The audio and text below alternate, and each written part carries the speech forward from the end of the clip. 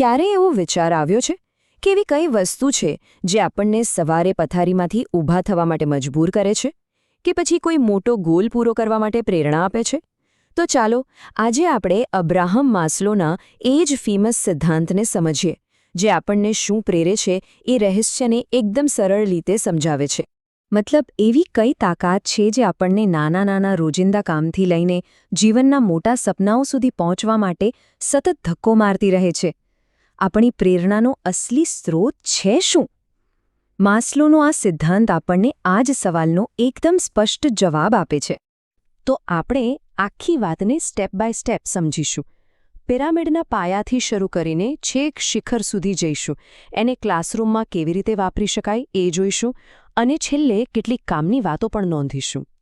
ખબર છે, માસ્લોનો જે મુખ્ય વિચાર છે ને એ એકદમ સરળ છે, પણ એટલો જ શક્તિશાળી પણ છે. એમનું કહેવું છે કે આપણી બધી જરૂરિયાતો એક સીડીના પગથિયા જેવી છે. જ્યાં સુધી નીચેનું પગથિયું એટલે કે પાયાની જરૂરિયાત પૂરી ન થાય ત્યાં સુધી આપણે ઉપરના પગથિયા વિશે વિચારી પણ નથી શકતા. બસ આ જ સરળ નિયમ પર આખો સિદ્ધાંત બનેલો છે.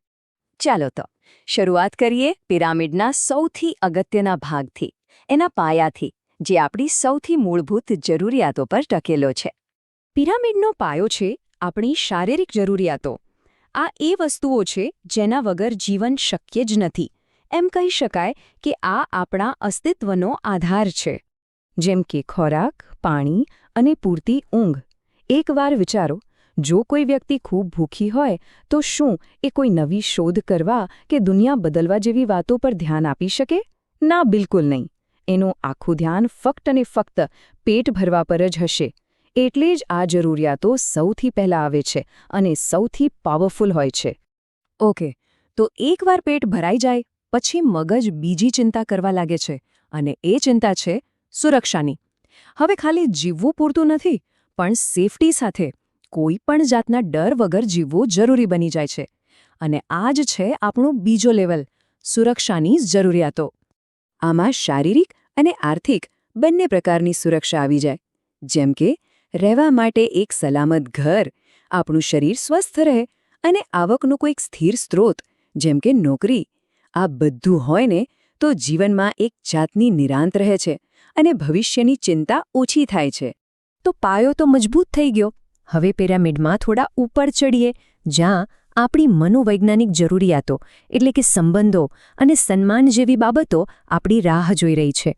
તો ત્રીજા લેવલ પર આવે છે પ્રેમ અને પોતાનાપણાની ભાવના. છેવટે તો આપણે બધા સામાજિક પ્રાણીઓ છીએ, ખરું ને? આપણને પણ મિત્રો, પરિવાર અને સંબંધોની હૂંફ તો જોઈએ જ. આ લેવલ પર મિત્રતા, કુટુંબ સાથેના સંબંધો અને કોઈ ગ્રુપ કે સમાજનો હિસ્સો બનવાની ઈચ્છાનો સમાવેશ થાય છે. જ્યારે આપણે કોઈ ગ્રુપનો ભાગ હોઈએ છીએ ત્યારે જે લાગણી આવે છે ને એ આપણને અંદરથી મજબૂત બનાવે છે અને એકલતા દૂર કરે છે. હવે આપણે પહોંચ્યા છીએ ચોથા લેવલ પર, માન સન્માનની જરૂરિયાતો. એકવાર આપણને લાગે કે આપણે કોઈ ગ્રુપનો ભાગ છે, પછી સ્વાભાવિક છે કે આપણે એ ગ્રુપમાં માન સન્માન મેળવવાની પણ ઈચ્છા રાખીએ. અને અહીં એક મજાની વાત છે. આ જરૂરિયાત છે ને એના બે ભાગ છે. પહેલો છે આત્મસન્માન, એટલે કે પોતાને માટે માન હોવું, પોતાના પર ભરોસો હોવો. અને બીજો ભાગ છે બીજા લોકો પાસેથી મળતું સન્માન, જેમ કે વખાણ, સારી પ્રતિષ્ઠા અને માન્યતા. અને હવે પિરામિડનું સૌથી ઊંચું શિખર. અહીં આપણે પહોંચીશું આપણી ક્ષમતાની ટોચ પર, એટલે કે આત્મસાક્ષાત્કાર. આ છે પાંચમું અને છેલ્લું લેવલ, સેલ્ફ એક્ચ્યુલાઇઝેશન. આનો સીધો સાદો અર્થ એ છે કે પોતાની અંદર જે પણ ક્ષમતા છુપાયેલી છે એને પૂરેપૂરી રીતે ઓળખવી અને એને બહાર લાવવી. એટલે કે આપણામાં જે બેસ્ટ છે એ બહાર લાવવું. અહીં વ્યક્તિને કોઈ કામ કરવા માટે જે પ્રેરણા મળે છે તે પોતાની અંદરની ક્ષમતાનો બેસ્ટ ઉપયોગ કરવાની હોય છે. પછી ભલે તે કોઈ કળા હોય, પર્સનલ ગ્રોથ હોય કે પછી જીવનનો કોઈ મોટો હેતુ શોધવાનો હોય. અને હા, યાદ રાખવા જેવી વાત એ છે કે આ કોઈ ડેસ્ટિનેશન નથી, પણ એક આખી જિંદગી ચાલતી જર્ની છે. તો આ બધી તો થિયોરીની વાત થઈ, પણ આનો અસલ જીવનમાં શું ઉપયોગ? ચાલો જોઈએ કે આ સિદ્ધાંત શિક્ષણમાં, ખાસ કરીને ક્લાસરૂમમાં, કેવી રીતે એકદમ ગેમ ચેન્જર સાબિત થઈ શકે છે. જો એક ટીચર માટે આ પિરામિડ એકદમ રોડમેપ જેવું કામ કરે છે. પહેલું પગલું એ છે કે વિદ્યાર્થીની પાયાની જરૂરિયાતો પૂરી થાય છે કે નહીં એ જોવું. પછી ક્લાસમાં એક સેફ અને ફ્રેન્ડલી વાતાવરણ બનાવવું, જેથી બાળકો એકબીજા સાથે હળીમળી શકે. જ્યારે વિદ્યાર્થીના નાના નાના પ્રયત્નોના પણ વખાણ થાય ત્યારે એમનો આત્મવિશ્વાસ વધે છે અને છેલ્લે ટીચર એમનામાં છુપાયેલા ટેલેન્ટને ઓળખીને બહાર લાવી શકે છે. અને આ આખા વિચારનો સાર આ એક જ વાક્યમાં આવી જાય છે.